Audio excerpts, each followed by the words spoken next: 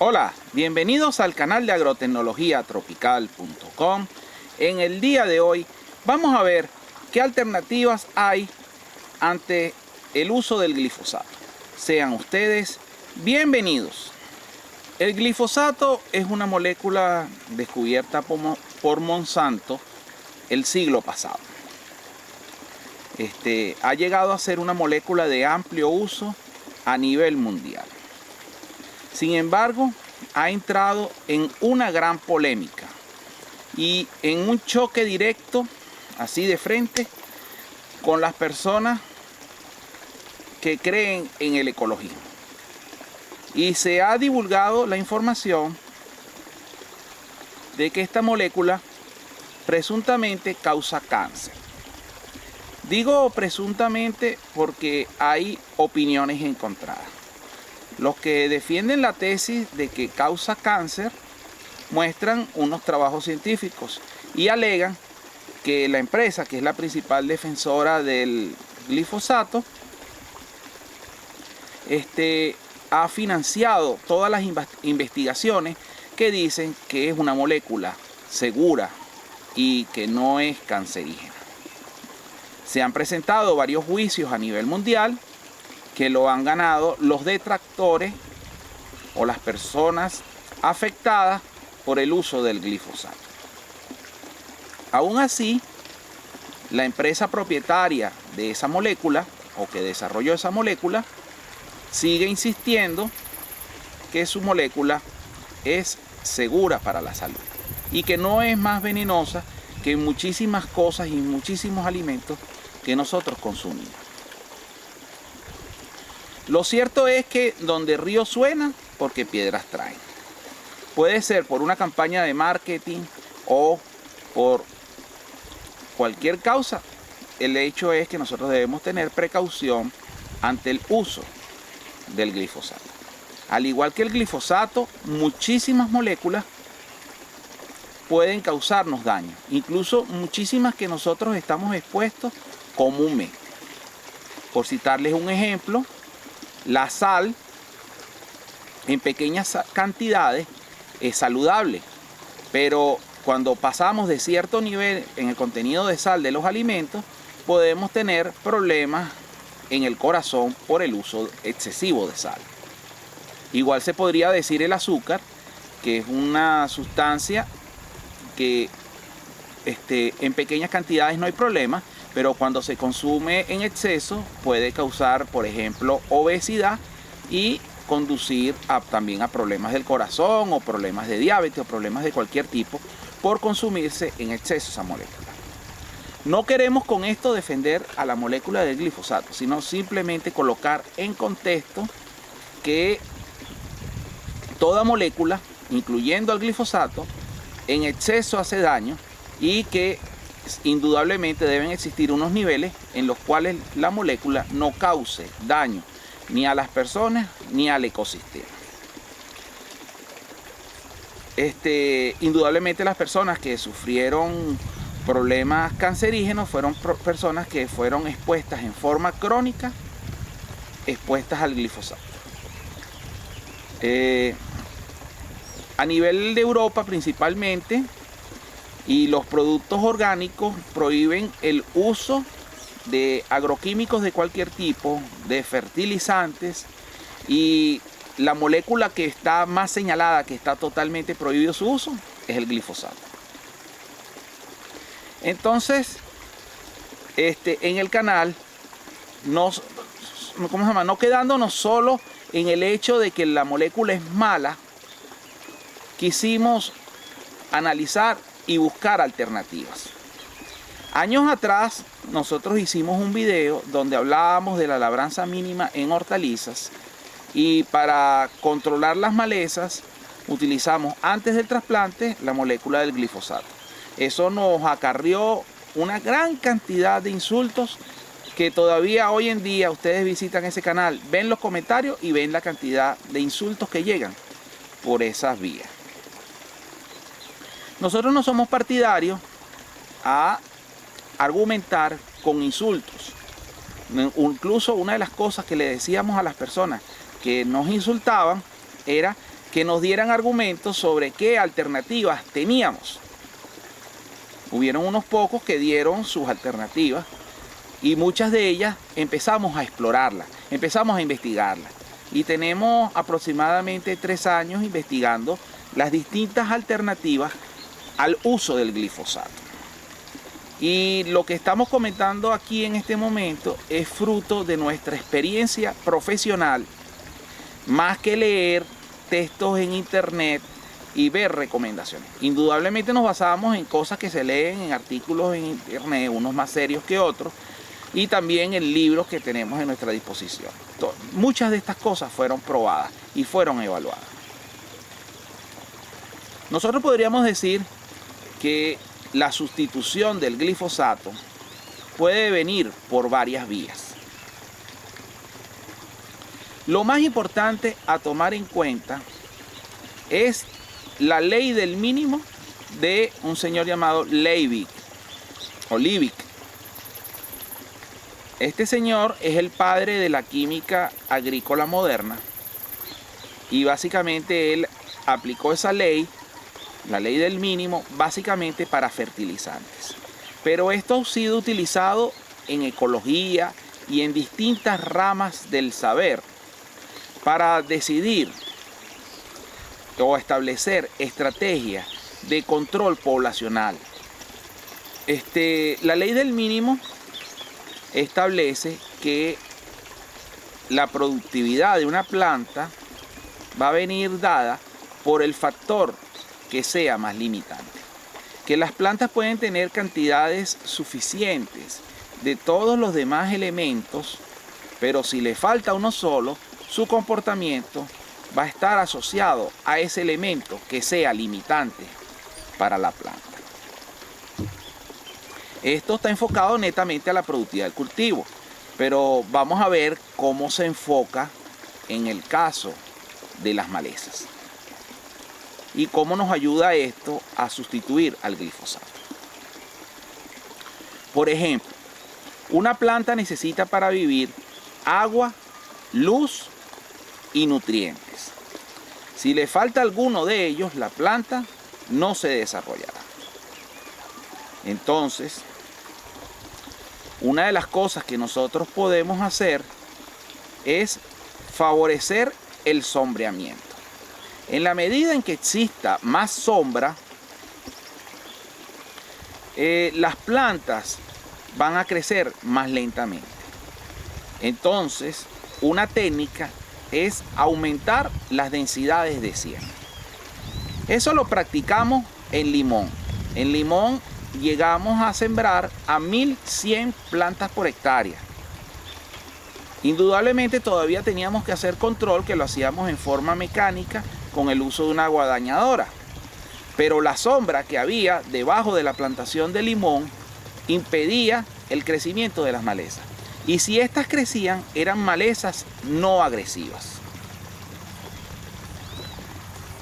El sombreamiento puede funcionar desde una planta de limón hasta una planta de habichuela, haba, caraota, ya que si se siembran a alta densidad y se controla la maleza en los estadios pequeños, cuando está comenzando, y dejamos que la planta, el cultivo, se coloque sobre las malezas, pues indudablemente las malezas no podrán desarrollarse, y al no poder desarrollarse no crearán el problema de competencia y los problemas que caracterizan la presencia de las malezas en los cultivos. Otra forma es con el uso del agua.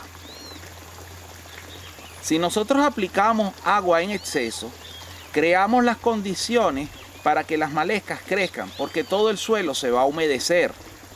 Y entonces, en la medida en que el suelo esté más húmedo, las malezas que están más lejanas a la planta van a crecer, y cuando la planta esté más grandecita, las malezas pueden que la cubran. Entonces, la estrategia es hacer un riego restringido. ¿Cómo es esto de un riego restringido?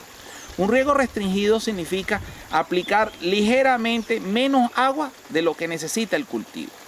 Entonces, el cultivo utilizará esa agua para crecer, y no le dejará prácticamente nada de agua para el desarrollo de las malezas.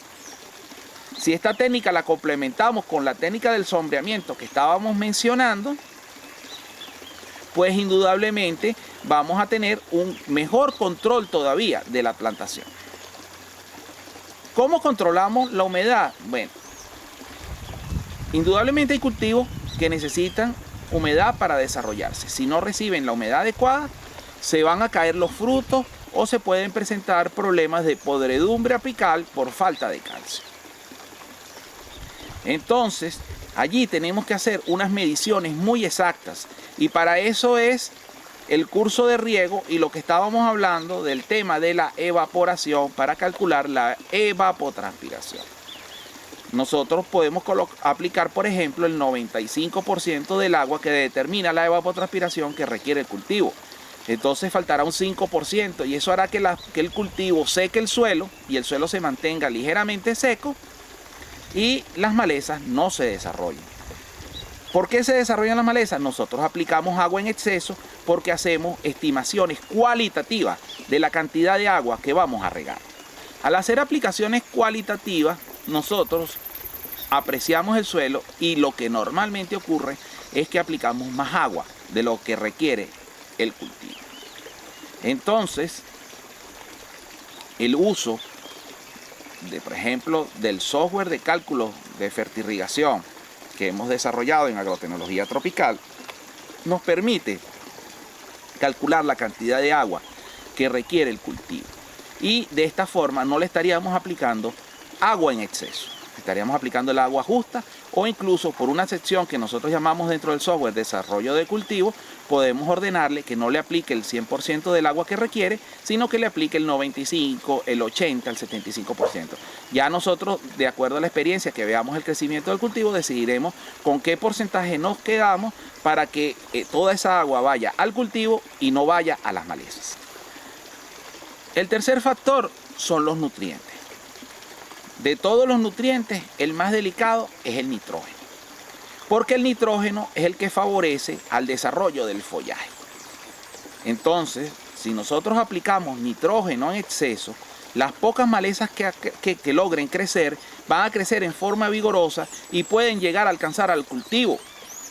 Entonces nosotros los fertilizantes también los debemos aplicar parcialmente restringidos, en especial el nitrógeno, para que apliquemos solo el nitrógeno que requiere el cultivo y no estemos aplicando nitrógeno adicional. Además de que el exceso de nitrógeno puede causar problemas de contaminación en las aguas subterráneas. Tal cual como mencionamos en el curso de fertilización al tratar el tema nitrógeno. Entonces, aplicando el nitrógeno en forma comedida, también nosotros logramos controlar las malezas. Entonces, ya le hemos mencionado las principales formas. Por cierto, también la cantidad de fertilizantes puede ser ajustada con el software de cálculos de agrotecnología tropical. Luego, ya hemos tratado los temas utilizando la ley del mínimo para controlar el desarrollo de las malezas y sustituir el uso del glifosato. Ahora vamos a tratar el tema, si se quiere, de manejo. Por ejemplo, el acolchado plástico o el acolchado con capa vegetal, ambos tipos de videos los hemos publicado en nuestro canal, permiten controlar las malezas, ya que generan un sombreamiento sobre el suelo e impiden físicamente que la maleza llegue a la superficie donde está el cultivo. Y si después a esto le sumamos la sombra que hace el cultivo, pues es suficiente como para que las malezas no se desarrollen. De hecho, hay una gran diferencia cuando usamos acolchado a cuando no nos utilizamos en el desarrollo del cultivo, precisamente por eso, porque le quitamos completamente la competencia que representa la maleza al cultivo. Esto lo podemos usar para cultivos de papaya, cultivos de tomate, cultivos de pimentón o incluso cultivos de lechuga, tal cual como se están mostrando en estas imágenes.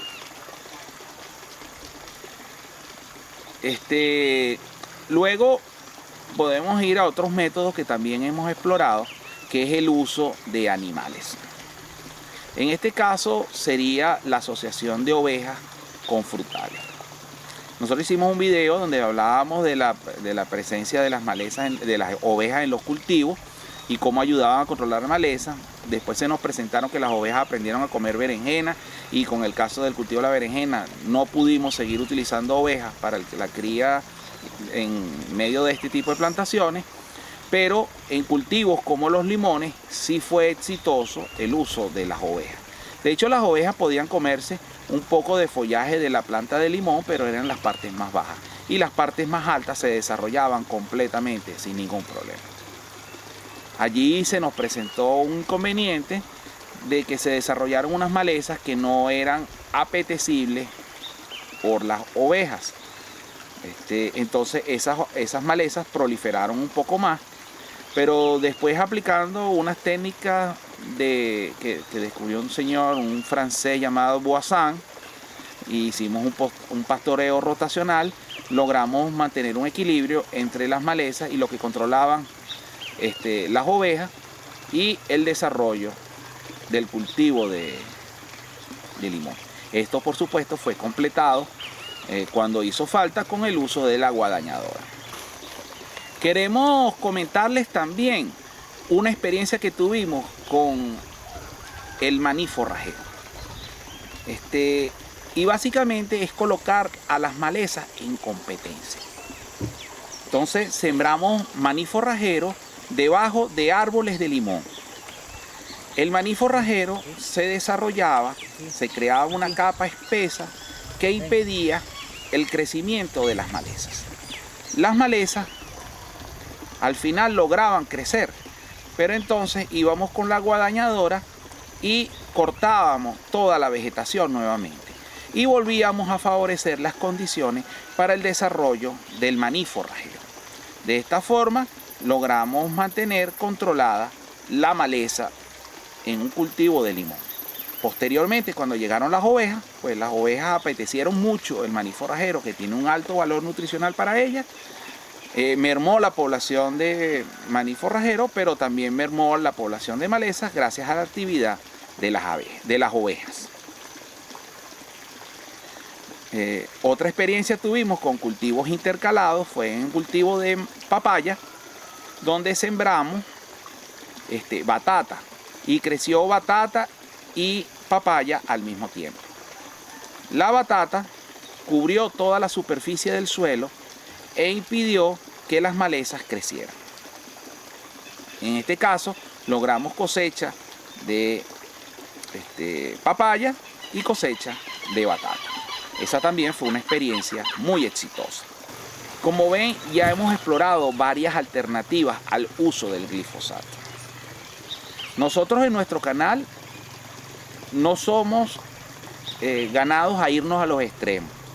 Por ejemplo, a decir que el glifosato es 100% malo o a decir que el glifosato es 100% seguro. Como toda molécula química, debe ser trabajada con todas las medidas de seguridad al momento de hacer las aplicaciones. Sin embargo, hemos desarrollado o hemos investigado o hemos validado en términos personales el uso del glifosato, o sea, la reducción en el uso del glifosato, usando todas estas técnicas. Y quien les habla en este momento podría decir que cada 15 días se compraba una garrafa de 10 litros de glifosato para usarlo en producciones comerciales de frutas y hortalizas, y ahorita podríamos decir que ya tenemos casi 3 años que no usamos glifosato. Y si lo hemos llegado a usar ha sido en cantidades mínimas, pero cada vez buscando la forma de utilizarlo cada vez menos. Entonces, nos gustaría conocer sus comentarios sobre lo aquí expuesto, pero por favor, usando palabras decentes, sin usar descalificativos personales. Aquí estamos con la idea de investigar, y la idea es que ustedes aporten ideas, no solo para mí, no solo para el equipo de agrotecnología tropical, sino también para todas las personas que lean los comentarios. Acuérdense que de la forma que ustedes se expresan dice mucho sobre su personalidad. y que ustedes estén en contra de repente de algún principio o algún punto que sea mi punto de opinión, debemos respetarnos mutuamente, porque esa es la clave de la convivencia. Que yo acepte tu forma de pensar mientras tú aceptas la forma que yo tengo de pensar. Eso sí, en la sección de comentarios está abierta la discusión, ya saben, con mucha altura y con mucho respeto.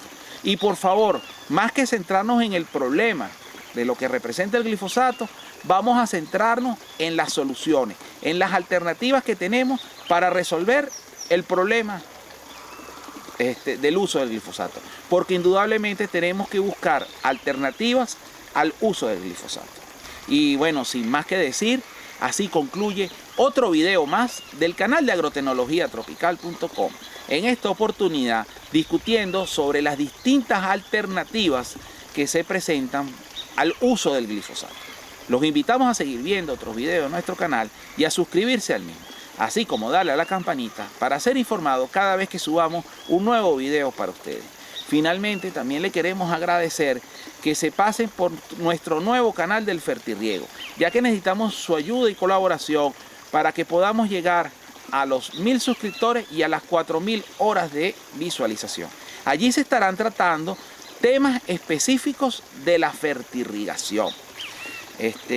Y bueno, esto, por ejemplo, lo que tratamos ahorita, el fertirriego, es un factor importantísimo para ayudar a controlar el tema del glifosato. Y allí trataremos más adelante de hacer un video que trate ese tema, específicamente el tema del fertirriego y el uso del glifosato más en profundidad, sobre todo en la reducción del uso del glifosato, que es el objetivo que perseguimos. Muchas gracias.